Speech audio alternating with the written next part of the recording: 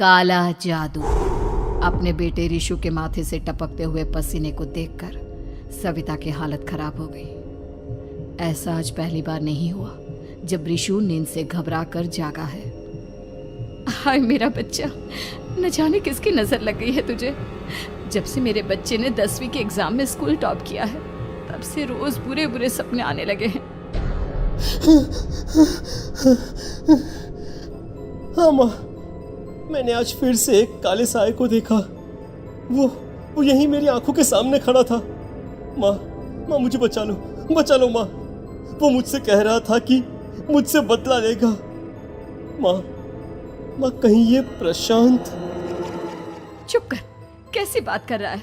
दोबारा उसका नाम मत लेना। तुझे पता है ना, उस प्रशांत ने आत्महत्या कर ली। तो बार बार उसका नाम मत लिया कर। मम्मी, क्या सच में प्रशांत ने आत्महत्या की थी? चुप कर, बहुत सवाल पूछता है आजकल। और फिर रात के वक्त सविता के पूरे घर में एक अजीब सा काला धुआं छाने लगा। गहरी नींद में सोई सविता की जैसे ही आंख खुली उसका दम घुटने लगा। वो दौड़कर रिशु के रूम की तरफ गई जहां उसके दरवाजे पर घूमती एक काली परछाई देख वो बुरी तरह से घबरा गई। कौन है वहाँ? कौन है? सामने आओ। ये मैं हूँ, तुम्हारी काली करतूत। और अब मैं तुम्हारे बेटे को ले जाने आया हूँ। नहीं, मेरे बच्चे को छोड़ दो प्लीज। मेरे रिशु को कुछ मत करना। वो परछाई रिशु के कमरे में घुस जाती है। सविता भी उसके पीछे पीछे दौड़ कर जाती है और देखती है कि अब वो साया साफ नजर आ रहा था। वो सर से पैर तक खून में सना हुआ था और उसके शरीर के सारे अंग कटे फटे हैं। क्या चाहिए तुम्हें? तुम जो बोलोगे मैं करूंगी, लेकिन मेरे रिशु को छोड़ दो। उस परछाई ने रिशु को गर्दन से पकड़कर दीवार के सहारे हवा में उछाल दिया। रिशु जोर जोर से चिल्लाने लगा। माँ बचाओ मुझे, बचा लो माँ। माँ ये मुझे मार डालेगा। माँ मुझे बचा लो माँ। नहीं ऐसा मत करो। मुझे मार दो लेकिन मेरे बच्चे को छोड़ दो। मैं तुम्हारे आगे हाथ जोड़ती हूँ। वो परछाई रिशु को जमीन पर गिरा देती है और अचानक वहां से गायब हो जाती है।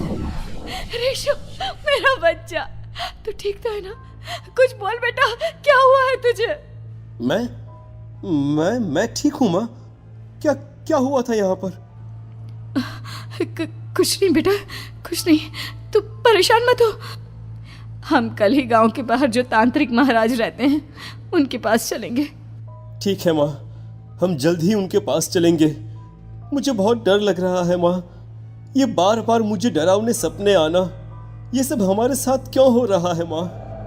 अगले दिन सविता अपने बेटे रिशु को लेकर गांव के बाहर तांत्रिक के पास जाती है। जिस जगह पर तांत्रिक रहा करता था वो जगह बहुत डरावनी थी। चारों तरफ कंकाल और भूतियां नजर आ रही थी। गांव से दूर वीराने में उस जगह पर जोर से आंधी चल रही थी। रिशु ने डर कर अपनी माँ का हाथ पकड़ लिया। माँ मुझे बहुत डर लग रहा है। ये कैसी जगह है? देख बेटा, हमारे साथ जो कुछ भी हो रहा है उसका इलाज सिर्फ और सिर्फ ये तांत्रिक महाराज ही बता सकते हैं। अब यही है जो हमें प्रॉब्लम से बाहर निकाल सकते हैं। जैसे ही सविता और रिशु तांत्रिक की झोपड़ी के अंदर पहुंचे, वहां का नजारा देखकर उनकी आंखें फटी की फटी रह गई। तांत्रिक की झोपड़ी के अंदर कई सारे लोग अपनी गर्दन घुमा घुमा कर जोर जोर से चीख रहे थे। कौन हो तुम और यहाँ क्यों आई हो? महाराज, मेरे बेटे को कुछ दिनों से एक डरावनी काली परछाई नजर आती है और कल रात उसने मेरे बेटे पर हमला भी कर दिया।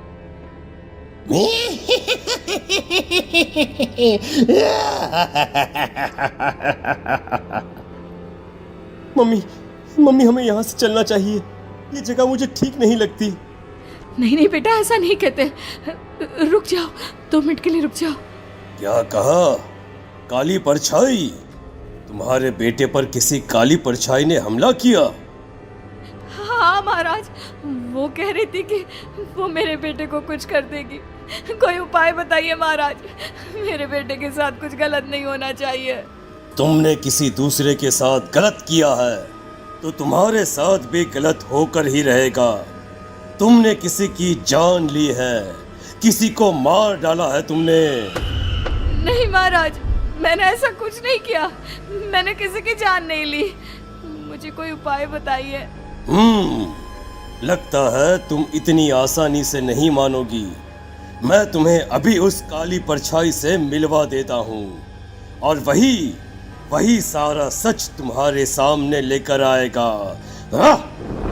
सविता और ऋषु ने डर के मारे अपनी आंखें बंद कर ली।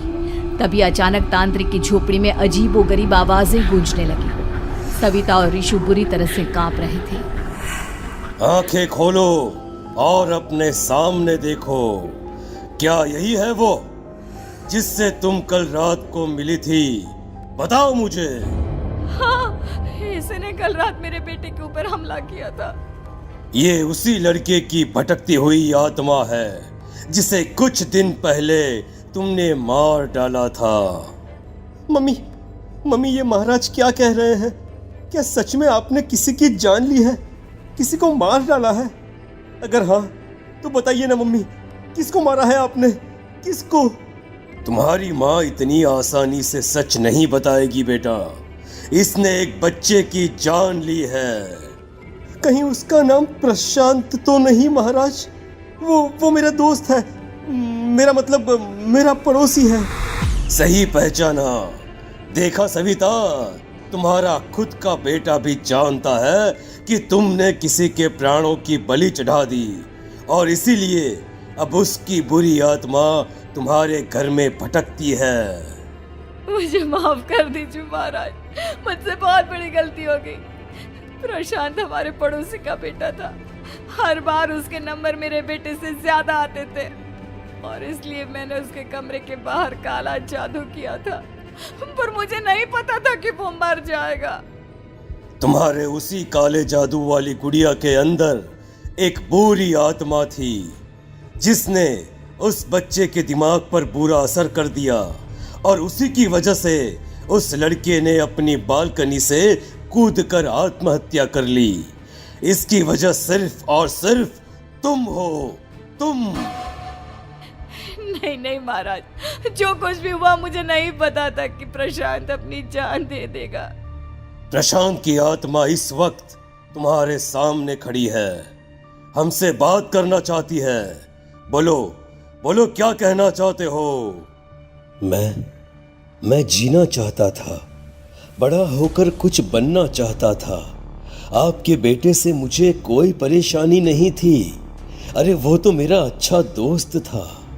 मुझे माफ कर दो बेटा, मुझसे बहुत बड़ी गलती हो गई, मुझे माफ कर दो। माफ करने से मुझे वापस जिंदगी नहीं मिल जाएगी। मेरे माँ बाप आज भी मेरे लिए रोते हैं। आपने मेरे साथ बहुत गलत किया है, बहुत गलत। और तभी अचानक प्रशांत की आत्मा वहां से गायब हो जाती है। सविता जोर जोर से रोने लगती है। सुन लिया तुमने? ये तुम्हारे अपने ही किए हुए पाप हैं जो इस तरह से तुम्हारे सामने आ रहे हैं। माँ, ये आपने अच्छा नहीं किया। सिर्फ 10th बोर्ड के एग्जाम में मैं टॉप कर पाऊँ इसलिए आपने मेरे दोस्त के ऊपर काला जादू कर दिया। नहीं मम्मी नहीं, अब हम कभी खुश नहीं रह पाएंगे, कभी नहीं। मेरे दोस्त की आत्मा को कभी शांति नहीं मिलेगी मम्मी, कभी नहीं। लेकिन मैंने जो कुछ भी किया सिर्फ तुम्हारे लिए किया। वो लड़का हमेशा फर्स्ट पोजीशन पर आ जाता था और इस वजह से हमेशा तुम्हारे मार्क्स कम पड़ते थे। मैंने तो सिर्फ उस पर एक छोटा सा काला जादू किया था बेटा। मुझे क्या पता था कि उसका ये नतीजा निकलेगा। जिस गुड़िया को तुमने उस लड़के के कमरे के दरवाजे पर लगाया था, दरअसल उसके अंदर एक बुरी आत्मा का प्रवेश हो गया था, जैसा कि अक्सर काला जादू करते समय हो जाता है। मुझे अपनी गलती का एहसास हो गया है।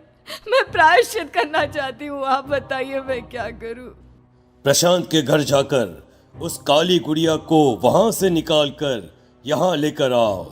मैं उसे आग में जलाकर राख कर दूंगा और उसके बाद प्रशांत की आत्मा को हमेशा के लिए मुक्ति मिल जाएगी। अगली रात सविता चुपचाप अपने पड़ोसी प्रशांत के घर जाती है।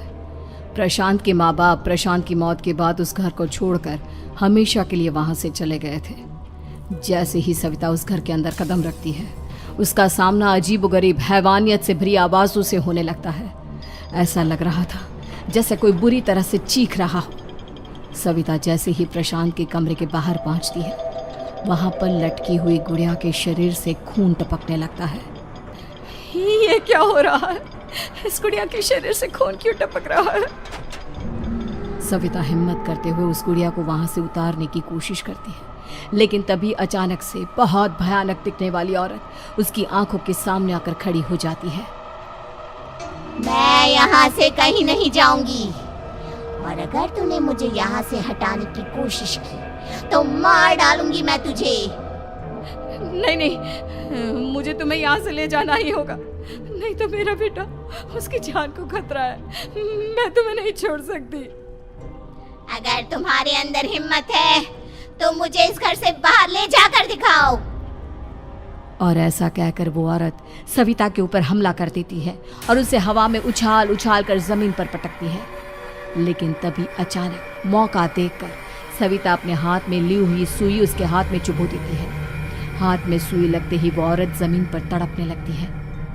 ये क्या किया तूने? ये क्या कर दिया?